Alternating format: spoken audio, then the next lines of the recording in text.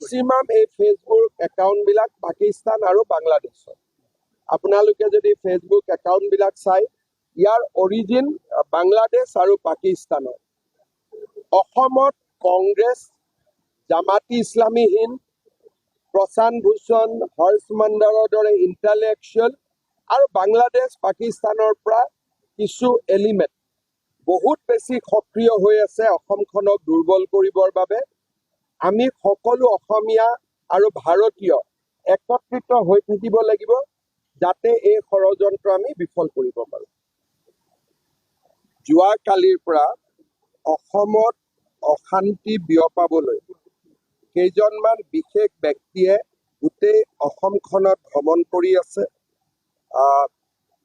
আমাৰ হৰ্ষ মণ্ডল আৰু প্ৰশান্ত ভূষণ তেওঁলোকে অসমৰ বিভিন্ন স্থানত গৈছে যোৱাকালিৰ পৰা, আৰু আন এটা গ্ৰুপ এই ধৰণৰ ব্যক্তিৰে আন এটা গ্ৰুপ জহাৰ চিৰকাৰ আৰু ৱাজেদ হবিবুল্লাহ, ফায়াজ শ্বাহিন এই ধৰণৰ ব্যক্তিসকলে যোৱাকালিৰ পৰাও নামনি অসমৰ বিভিন্ন জিলাত ভ্ৰমণ কৰি আছে।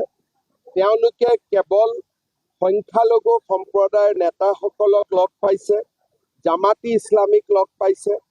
অসমত এটা অশান্তিৰ বাতাবৰণ বিয়পাবৰ কাৰণে NRCৰ সময়ত যেনেকৈ এই ব্যক্তিসমূহ অসমলৈ আহি NRCখন ফেইল কৰিছিলে, তেনেকৈ আৰু এটা প্ৰচেষ্টা আৰম্ভ কৰিছে।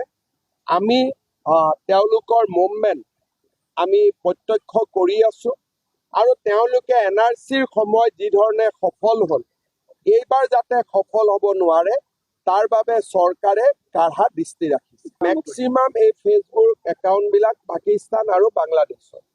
আপোনালোকে যদি ফেচবুক একাউণ্টবিলাক চাই, ইয়াৰ অৰিজিন বাংলাদেশ আৰু পাকিস্তানৰ।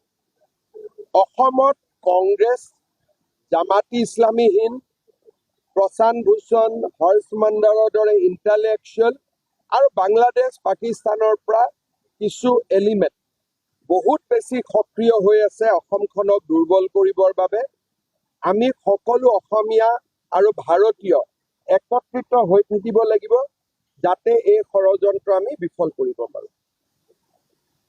যোৱাকালিৰ পৰা অসমত অশান্তি বিয়পাবলৈ কেইজনমান বিশেষ ব্যক্তিয়ে গোটেই অসমখনত ভ্ৰমণ কৰি আছে।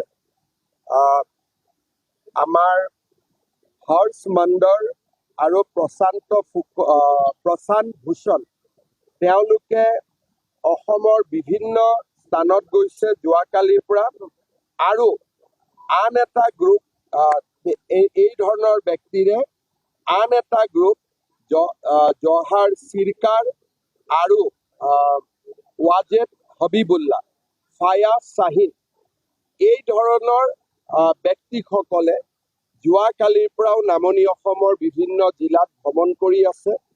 তেওঁলোকে কেৱল সংখ্যালঘু সম্প্ৰদায়ৰ নেতাসকলক লগ পাইছে, জামাতি ইছলামীক লগ পাইছে। অসমত এটা অশান্তিৰ বাতাবৰণ বিয়পাবৰ কাৰণে NRCৰ সময়ত যেনেকৈ এই ব্যক্তিসমূহ অসমলৈ আহি NRCখন ফেইল কৰিছিলে, তেনেকৈ আৰু এটা প্ৰচেষ্টা আৰম্ভ কৰিছে। আমি তেওঁলোকৰ মুভমেণ্ট আমি প্ৰত্যক্ষ কৰি আছোঁ, আৰু তেওঁলোকে NRCৰ সময়ত যি ধৰণে সফল হ'ল, এইবাৰ যাতে সফল হ'ব নোৱাৰে তাৰ বাবে চৰকাৰে কাঢ়া দৃষ্টি ৰাখিছে।